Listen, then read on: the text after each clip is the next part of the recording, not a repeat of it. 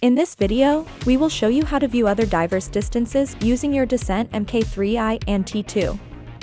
To demonstrate clearly, we will use the simulation mode. To use this feature, there are 3 requirements need to be met.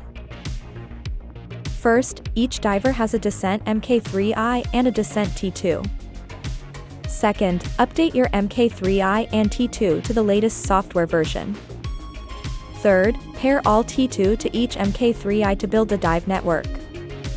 For more details, please watch these 2 videos. Now, we can view other divers' distance. In the diving page, press the Start key. Select Divers. You can view other divers' distance, pressure, and depth.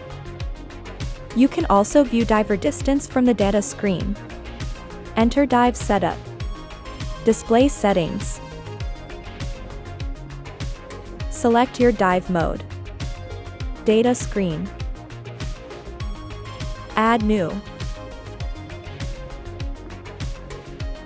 Diver dashboard. Set its location. Then, while diving, press the down key to scroll to the diver dashboard data screen. Press the Start key to switch between different information. And that's it. Thanks for watching.